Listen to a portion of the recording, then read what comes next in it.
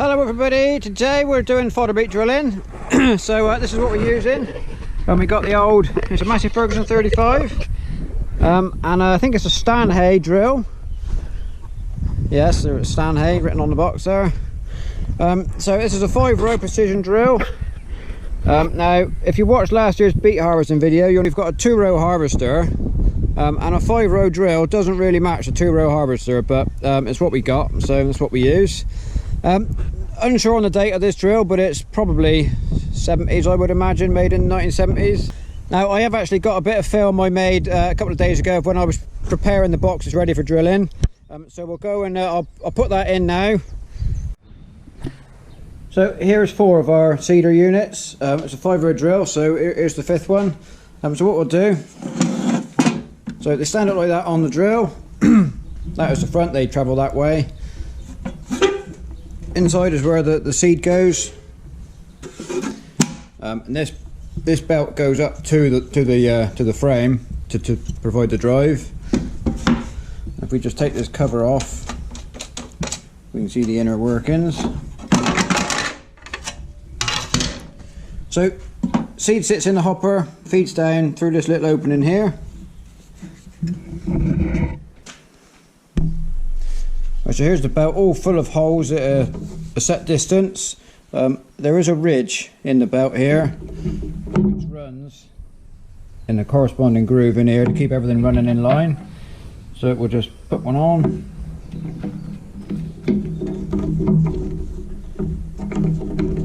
Tensioned by this spring one at the top.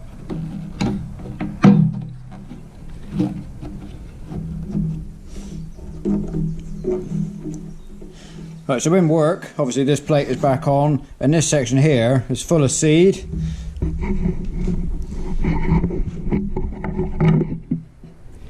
So what happens, the belt brings drive down from the gears and drives the belt round, and the seed falls into those holes.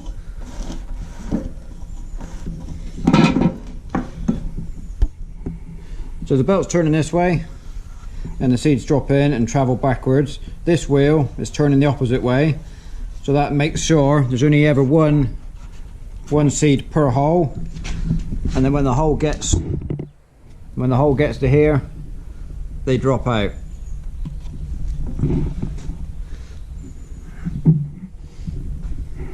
Okay, so this is a seed I found, that's one from last year, and as you can see, it's not a natural seed. It's what they call it's pelleted. So every seed is exactly the same size, because beet seed is not uniform size in its natural state.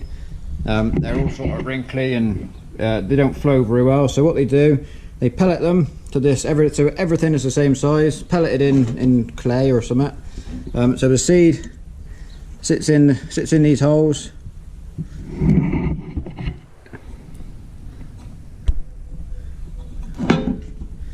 So you can see the seed sat in his hole. He's going to come towards the back and drop out.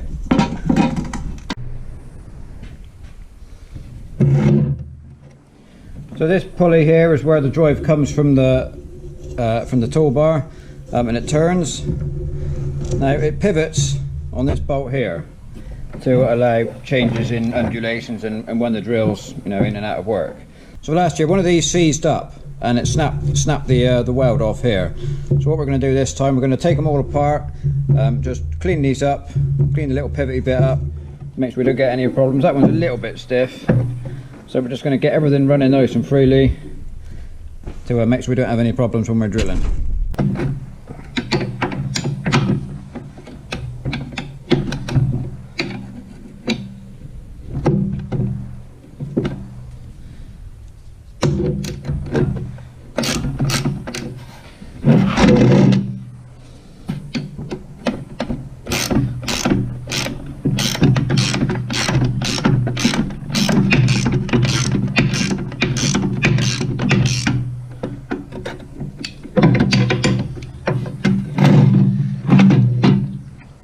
we don't want to disturb the bit threaded bit through there because that's holding something inside.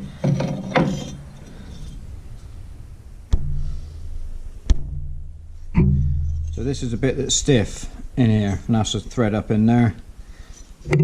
Right, so that's come out of there. There's a bronze bushing inside of there, and this, you can see it's all a bit gummed up with old oil and dirt and dust. So let's go and clean that off. Right, so we've put the nut in a lathe. What we're going to do is just spin it over slowly and polish that up, get all that grease off.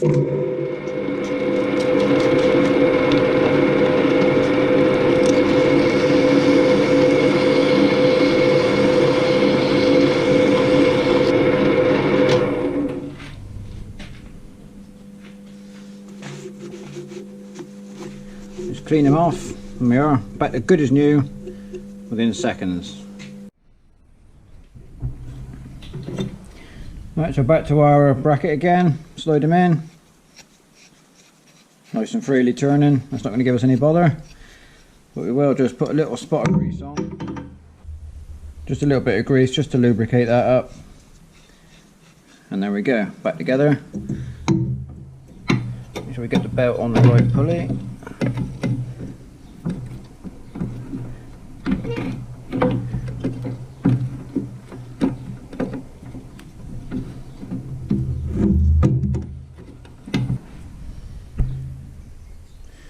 Okay, so we'll just do that up tight.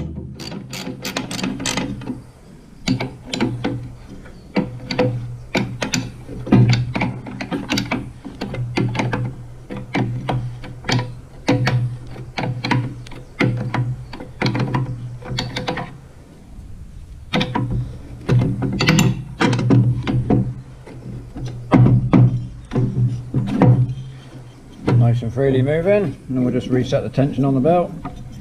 It's good to go.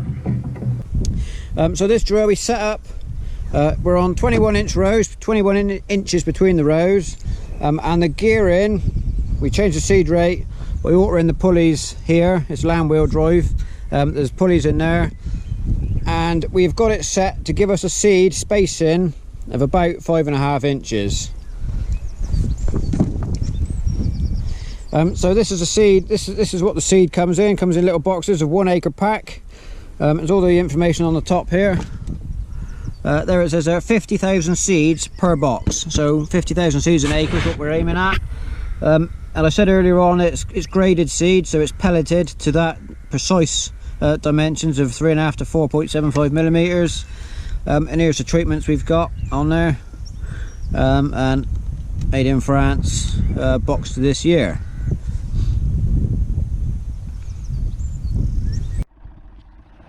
So we'll take a close look at the row unit. So there's a wheel at the front and a wheel at the back to keep it level. So that's what sets your depth. And you set your depth on the share here. There's lots of different sizes, lots of grooves in there to set your depth. So this runs in the soil, cuts the groove, and the seed drops out from this gap here, which we will demonstrate.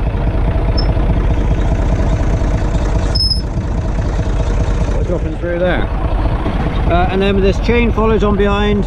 It closes in the seed, and the back wheel firms it down and just keeps everything running level. So just a quick look at the tractor a minute. So this is 1961 this was made. It's got the 3-cylinder Perkins engine in, which is kind of the second engine that was available in these. When they first came out, they had a 4-cylinder engine that wasn't particularly a good starter. It was reliable when it was going, but they quickly changed to the 3-cylinder engine, and it's totally transformed the tractor, and probably saved the company, because if they'd carried on with that engine they wouldn't have sold many. So this engine is probably what made Massey Ferguson the company it became during the 60s and 70s, when it was really big, market leader in England.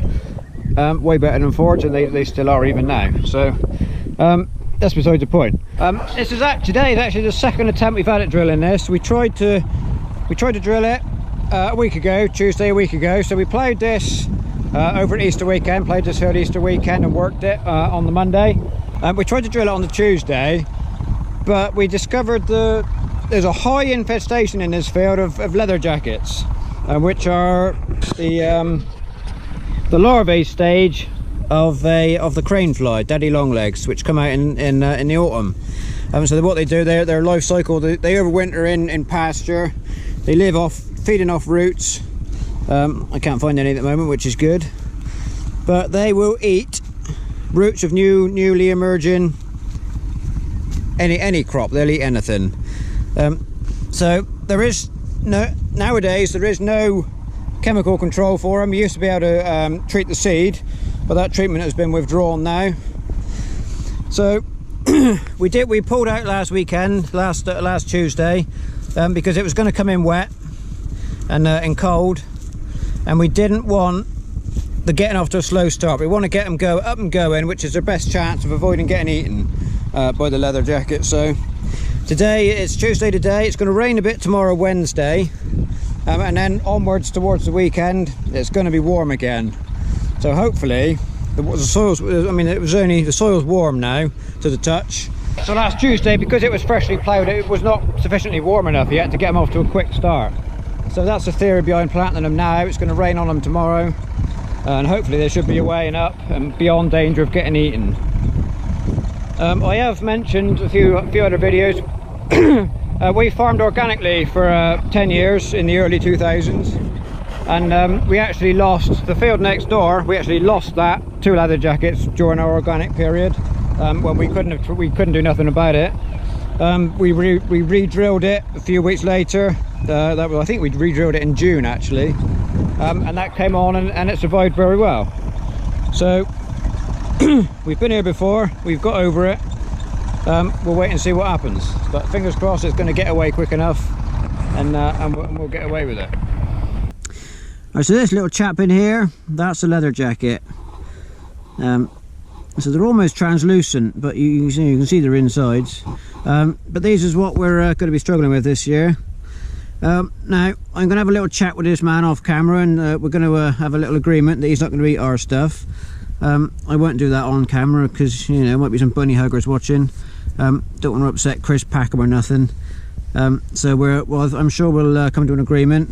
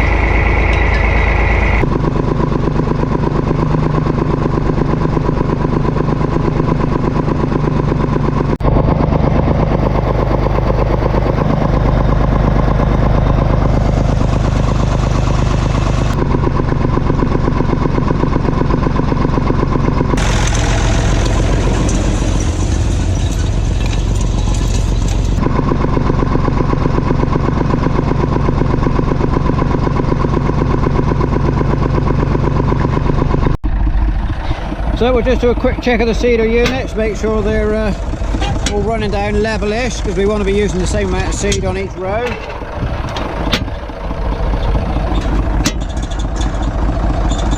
So we'll put a bit more seed in each one now.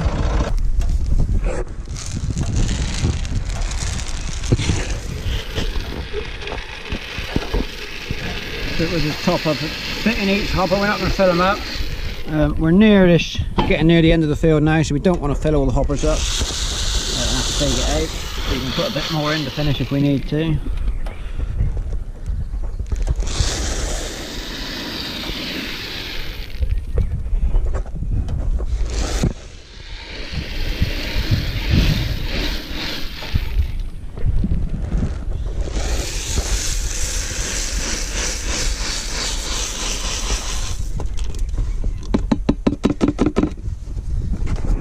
So we're all done now, got to the other side of the field.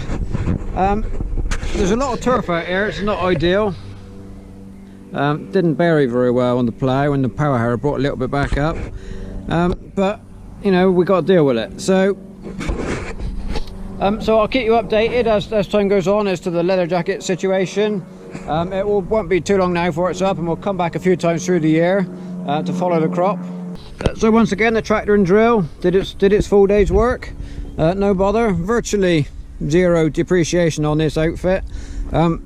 Teacup full of diesel to run the tractor all day, and that's it. Although we do have a little hole in one of our wheels opened up on one of the front wheels on the drill, so that'll need repairing for next year. But other than that, another good day's work done by the old-fashioned team. No GPS in sight, and you'll probably see that when we come to look at it when it's growing, because it's all wibbly wobbly. But that's the computer leather jackets, you know, they follow straight lines, so that's why we go a little bit wiggly, just to try and protect them a little bit. So that'll be the end of the video now. I did mention earlier on the harvesting from last year, so if you'd like to go back and watch that, I'll put a little thingy here. Please give it a thumbs up down below there. If you haven't already subscribed, please do so by pressing this little bit here, the cow. So thank you very much for watching, and we'll see you next time.